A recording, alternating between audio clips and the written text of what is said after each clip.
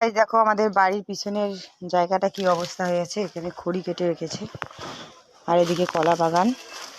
তো আমি একটা কাজের জন্য যাচ্ছি এদিকে। দেখো একটা লেবুর গাছ হয়েছে, এখানে লেবু গাছটাতে ধরেছে, ফুল ধরেছে, ফল হবে। আর এদিকে আমি কচুর গাছ লাগিয়েছি। আর এইদিকে দেখো আমাদের সুপারি গাছ, ছোট ছোট গাছ লাগাইছি, ছোট ছোট আগের বার লাগাইছি। তো এবার এই যে সুপারি বাগান। তো এটা দেখো গাছ বাগানটা কীরকম হয়েছে। তো গাইজ এখানে আমি হলুদ লাগিয়েছি। তো দেখো এই যে হলুদগুলো আমি তুলে ফেলবো আজকে, তুলে এগুলো আমি আবার লাগাবো। তো গাইজ দেখো আমি এটা তুললাম, তোলার পর এই যে এগুলো হলুদ পাইলাম দেখো। আর এটা সম্পূর্ণটা তোলার বাকি আছে, আমি তুলতেছি, তুলে তোমাদের সাথে শেয়ার করতেছি। তো গাইজ দেখো আমার মেয়ে একটা জিনিস দেখেছে, তো দেখাই। আমি এখানে আমি একটা লিচুর গাছ গেড়েছি। তো দেখো এতটুকু গাছ এইবারই গেড়েছি। তো দেখো ফুল এসে গেছে, দেখছো। হলুদের সাথে সাথে আমি এটাও লাগিয়েছি, আম গাছটা কত সুন্দর হয়েছে। আর এদিকে লঙ্কার গাছ লাগিয়েছিলাম, এই যে লঙ্কার গাছগুলো এখন হবে। হলুদটা তুলে নিলাম। তো এই যে লঙ্কাতেও ফুল এসে গেছে, এটাতে মরুচ লঙ্কা ধরবে আর কি।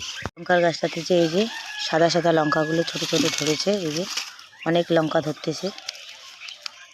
এখানে পেয়ারার গাছ লাগিয়েছি, এখানে সুপারির সাথে সাথে আমি নারকেল গাছও লাগিয়েছি। এই দেখো এখানে এটা হলো লঙ্কার গাছ। এই লঙ্কার গাছটা 2 বছর ধরে আছে আর কি, তবুও লঙ্কা ধরে বৃষ্টি হলে।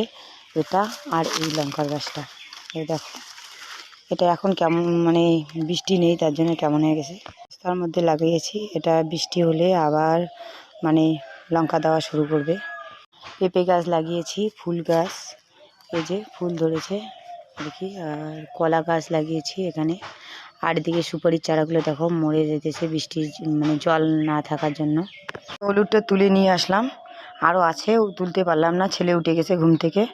তো আমরা বাড়িতেই সব কিছু চাষ করে খাই, বাইরে মানে বাজার থেকে কমে সবজি কিনি। আর বাড়িতে কী কী লাগাই না লাগাই, কিন্তু আমার বাড়ির সব ধরনের সবজি চাষ করা হয়। আমরা গ্রামত বাড়ি হয়তো কি, আমরা সব ধরনের সবজি চাষ করি।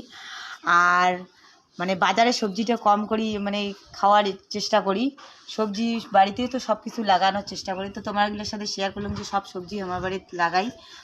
তো তোমরাগুলোও চেষ্টা করবেন বাজারের সবজি কম খাওয়ার, কারণ বাজারের সবজিতে অনেক রকম প্রোটেকশান করা হয়, ওগুলো শরীরের ভিতরে গেলে অনেক রকম মানে অসুখ বিসুখ হওয়া দিচ্ছে। ওই জন্য আমরা বাড়ির সবজিটাই বেশি ইউজ করি।